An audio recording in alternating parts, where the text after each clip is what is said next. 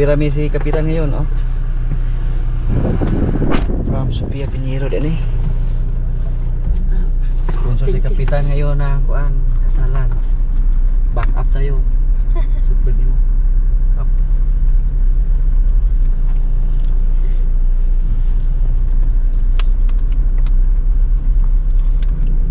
Isunod siya.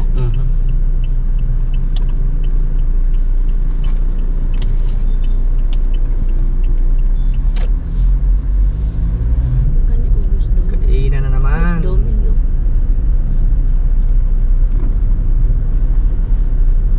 May nagsabi po Nay na kahit saan daw yung kainan, doon tayo. Pero hindi naman tayo pumunta pag hindi natin hindi natin kaibigan or hindi tayo imbitado. Kahit kaibigan pag hindi natin close, hindi naman nga tayo pumunta. Katulad doon sa nakaraan, may fiesta, kaibigan natin yun. Ilang beses tayo pabalik-balik sa kanilang bahay tuwing may fiesta. Tapos yung may handaan sa birthday sa pamangkin ni Jojo. Ngayon, siyempre si Kapitan sponsor kasi siya yung kapitan sa kanyang barangay. Imbitado yan basta may kasalan. Kumari agad, kumpare. Kadaghan na ginawa mo nagkumpare na eh. Daghan na hapit. Tanan. Saan mo dyan naalala itong balibala? Ganyan po ang kapitan sa mga hindi nakaintindi sa aming sitwasyon sa probinsya. Ako nga minsan, may nagkuha pa sa akin ng sponsor. Pero pag mukhang alanganin tayo, tumanggi lang kami ni Mrs. Hindi naman lahat kami pumunta.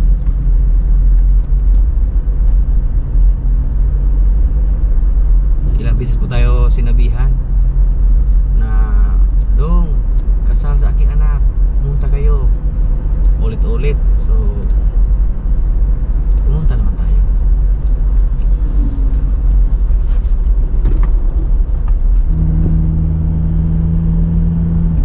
Basta itong isiride nga pula o bayar ay ka. Nag-try.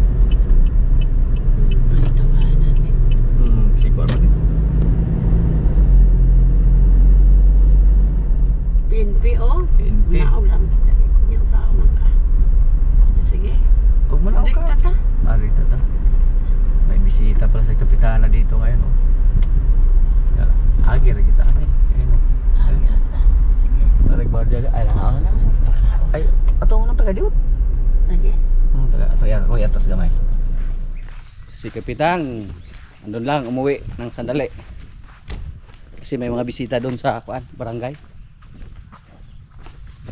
Yung kasama natin ngayon si Boss Habib. Dong mga salta. Mahirap yung Kapitan mga kaprobinsya, palagi ang busy, palaging may bisita.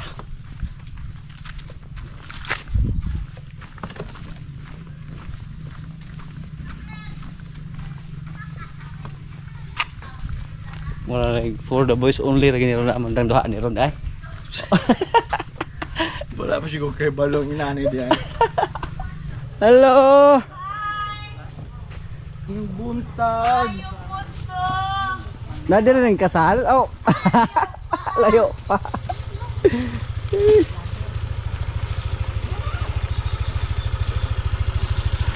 Dire na ani pistahan ko dire nga. Iskina sa ako ang mari. Okay ra.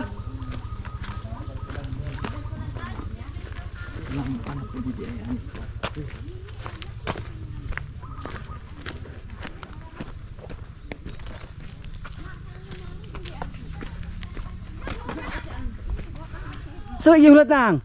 Kisig gihulat. Awas la katultol sa? Asa mama mo? Ay bisita. Lady DLG. Ay, To, uto. nya. Ito, uto. Ngayon, kaya lang ikauban dala ako pa maulaw kung ara diri ko kurosa. Maulaw mo ko kayo god. Char.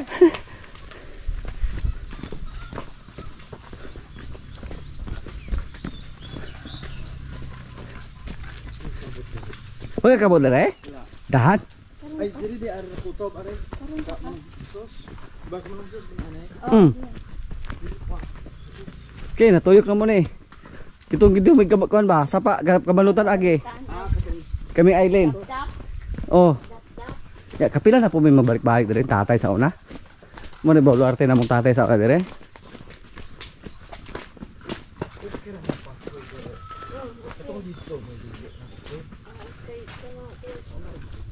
Naon na sa kaguba ba? Kulang ito kuan semento. Kani murag na baga-baga man nila.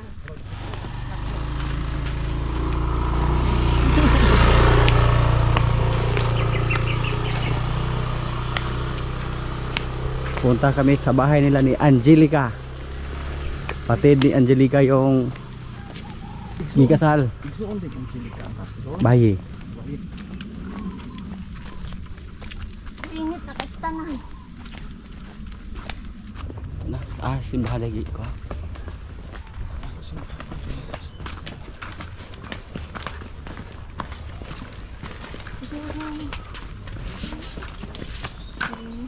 Parang pinaningot na ako ng marami. Pinawisan ka ng maraming sigot.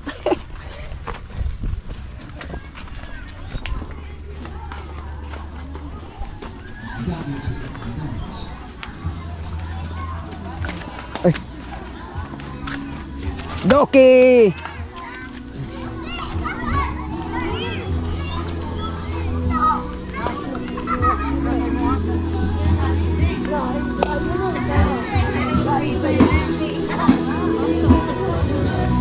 Chuki!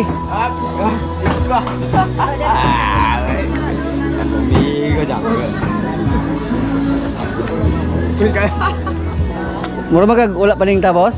Wala ka paning lagi. Ari lagi. Ah. Ara kong ara ko tres mga kusgan. Madala pa, Minto ko. madala pa paabot ang ginikanan sa atong kinasa. Mark Arthur. Wala pa man naabot. Silisod po magunahon na tanya, wala pa sila naabot sa. Okay ra ba, sacrifice sa tagamay. Bisag nang humot na ng litson diha, lantaw-lantaw lang sa. Mabusog sa atong mataraw. Pwede ra mo sulod sa?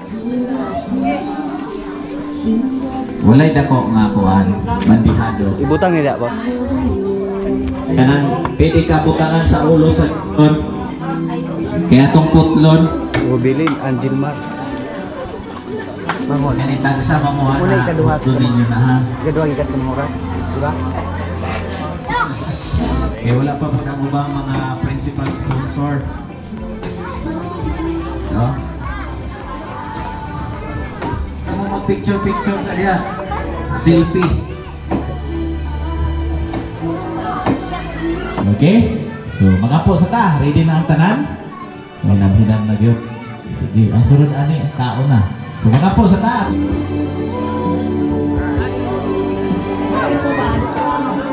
Sinyas na mo kung anay kang undi ha?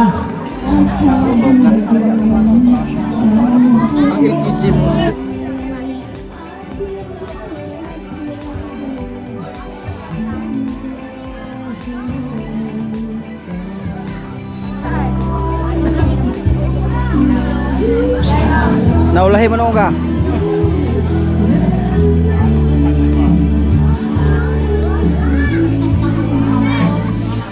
Sige, ilihog ko kong papa kuha na nabira dito kaya itong pasayawon. Kapin. Abot pa rin ba dire? Abot na dire, maabot na dire na deliver.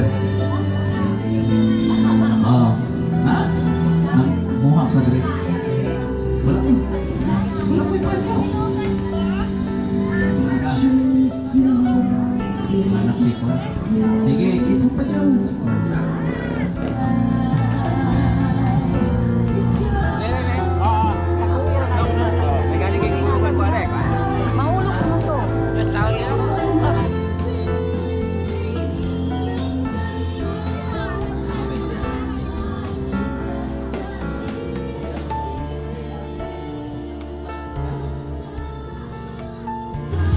Kapitana, hindi nakadalo ngayon. May bisita doon sa barangay. Uwi na po kami mga kaprobinsya. Punta pa tayo ngayon ng area to. Galing ng area to, pumunta dito. Balik naman tayo ngayon.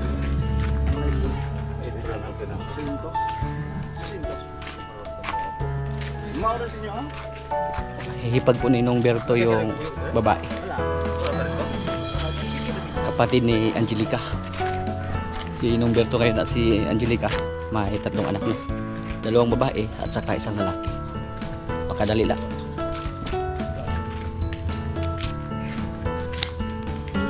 Pakadali lang lumipas yung panahon ba. Parang kailan kami dito naman hika ni Angelica. Tapos kasalan. At saka ngayon may 3 na silang anak. Uwi na busog daw. Busog. Ingat. Busog.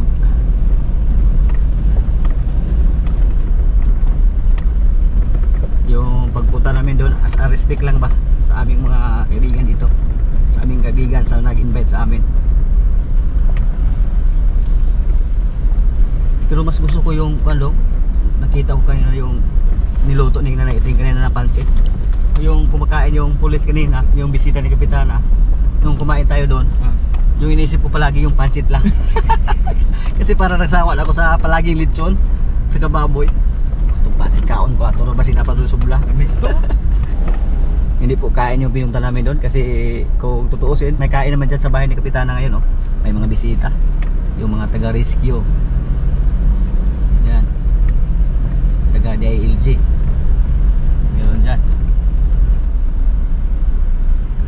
Ay, kobrihan. Sige. Kobrihan. Sige. May kainan na naman, oh. Ayun. Yan, oh, kainan. Ay, dami na yung nasanday sa. Hinahanap ka doon, Kap. Ako yung pumalit sa upuan mo. Oh, dito na eh. Imis mo ka unta ko usod diri ba? Di nga, bisto mo ko siya nga hiting na kuno kay ko. Gamay ra magko sa ina ko, boss. Tanina na gamay. Gamay.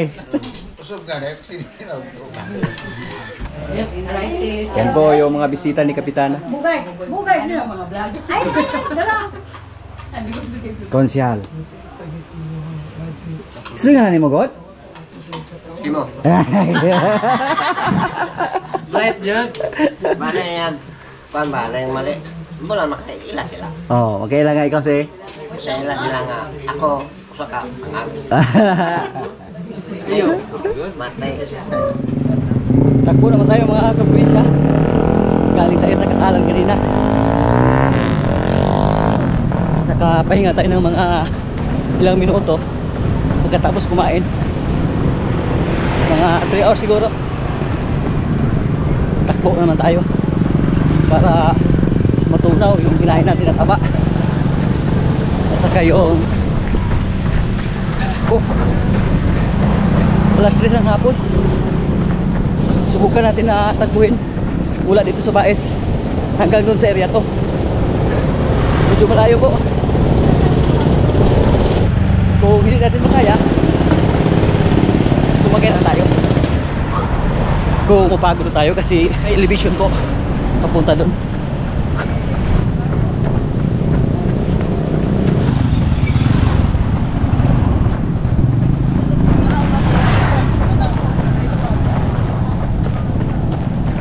Try natin kung makaya ba from Baes to Baltic Mabinay. Medyo malayo po yan. Dandahan lang tayo. May dala din tayong tubig. 5 km. Nasa Tamisok na tayo.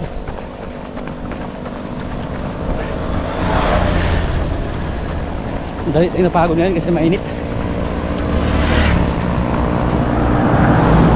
Mainit yung simento. Hindi naman masyadong mainit kasi walang araw. Pero yung alis ko sa simento ba? Init.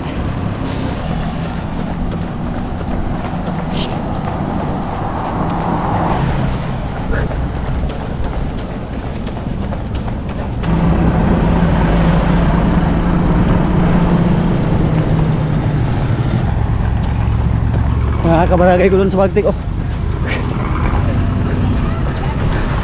Simula na yung elevation. Paahon naman. Dito tayo mahirapan. Tapos may ulan mga kaprobinsya, oh. Nakapaparating. Magkatulong yan sa atin pag ulanin tayo. 6 km.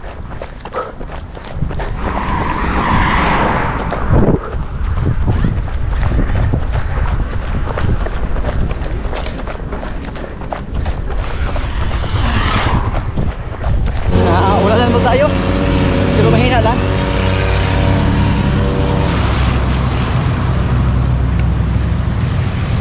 Guys, 10 km pa tayo mga kaprobinsya. Alas 4 na. Siguro po abutan tayo ngayon ng gabi mga kaprobinsya, kasi mahina po tayong tumakbo. May elevation 16 km. Ayaw pa. May kalahati pa siguro. Mag alas 5 na. 4:51.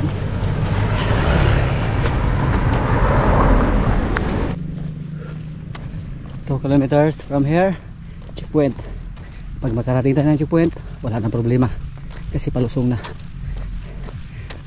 Pag may matarik, pag may mga elevation, hindi na masyadong mataas.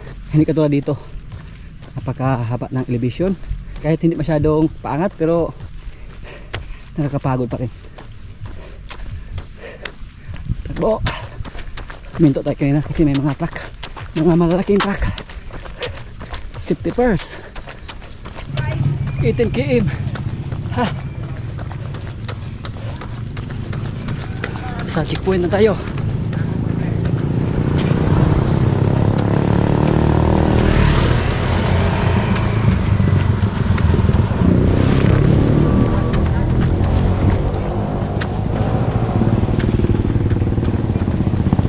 $23 km na, pero napahagod na tayo dahil sa elevation doon.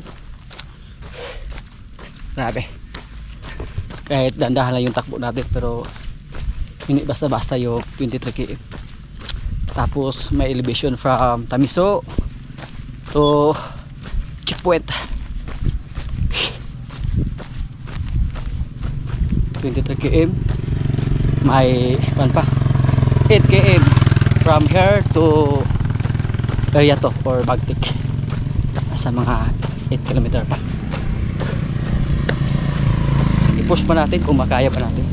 Time check, alas 5:43 na. Nasa Mayapusin na tayo. Mayapusin, Mabinay. Runwalk lang tayo, runwalk, para makasurvive.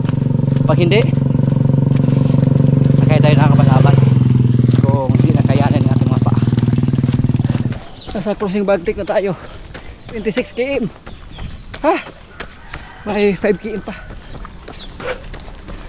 Time check, alas 6 Gs. So makarating tayo dun sa area to, siguro na sa mga alas City. Ngayon po. Yes mga kaprobinsya, nakarating na tayo dito. Alas City. Doon sa may sapa naglagan na tayo. Hindi na pwedeng takbuhin kasi malilim. Grabe. Akala ko po hindi ko maka tuloy sa pagtakbo kanina kasi sumakit yung tiyan ko. Buti lang nawala pa. Pero at least nalayo. Maraming tubig yung naubos natin kanina, oh. Bumili pa tayo dun sa dinahan. Tapos nakaubos na tayo ng ganito, isa at saka yung ating baon. Ito po, naubos. Kami natira pa. Okay.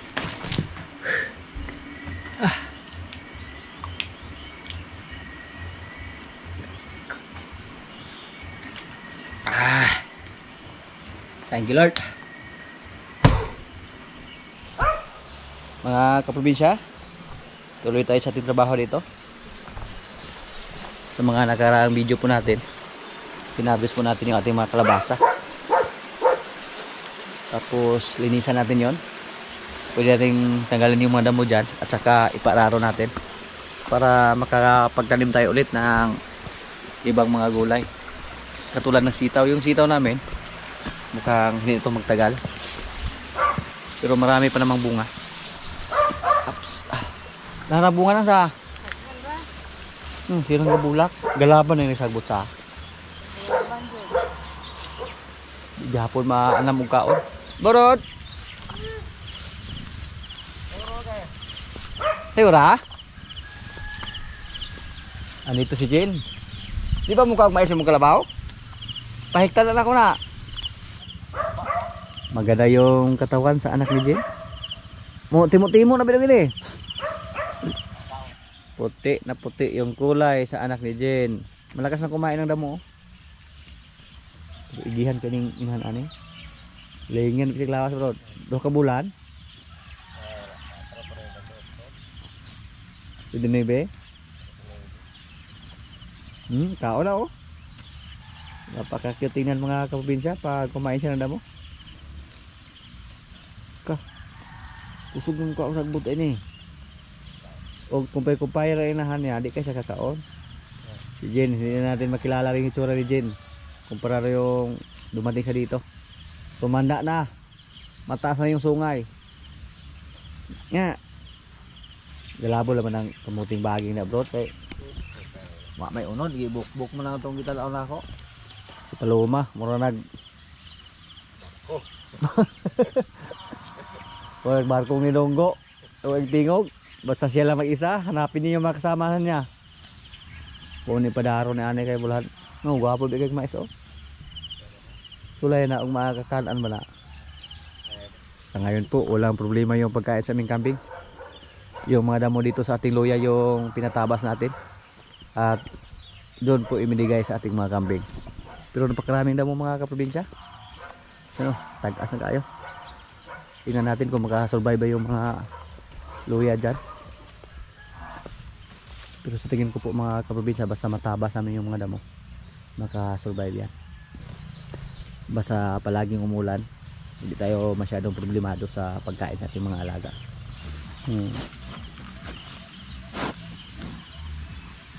Sungay niya oh, taas na. Nagkahimas lang siya mga kaprobinsya. Pero pag marami kami, marami siyang mga tao na makita na papalapit sa kanya, tumakbo to. Nung pinurga namin to, nahirapan nga kami sa paghuli sa kanya. Oo. Sanayin natin siya na hinasimasin palagi para matanod kayo ba. Ngayon po, napapansin po namin na parang hindi si Palo yung tatay niya. Yung tatay niya mukhang yung kalabaw na inilagaan ni Bulpasya dati. Siguro yun po ang nakakasa ni Jim.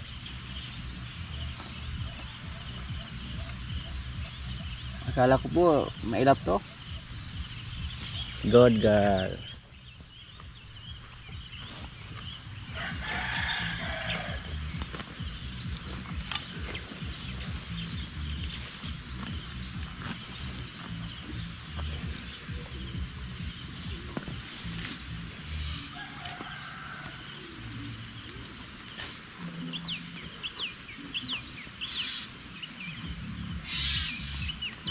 Ibigay natin to sa ating mga ibon.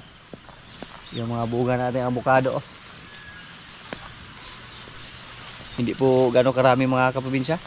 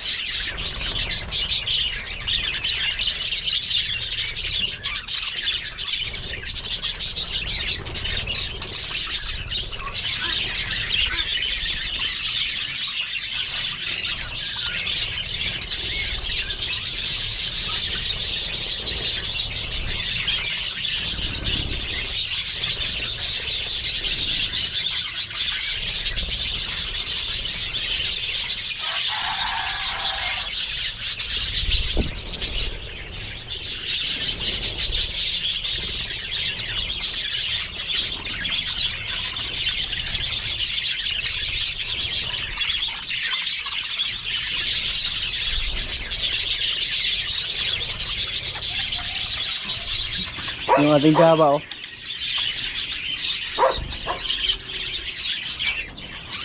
Kaya lang isa dyan. At yung ating kakatil mga kaprobinsya, may isang inakay. Saan na makasurvive yan? Kasi kadalasan po sa mga inakay dito na ating kakatil, hindi po nakasurvive. Dahil siguro sa lamig. Kasi nasa ilalim na sila. Hindi pa makalipad.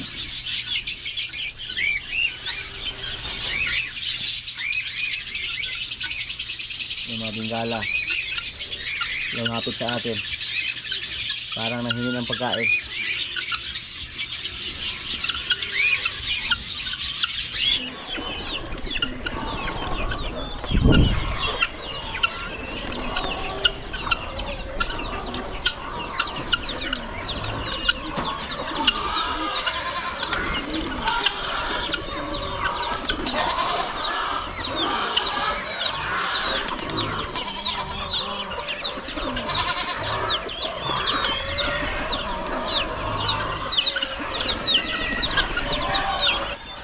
Yan po, nagronda yung iba nating kalapate.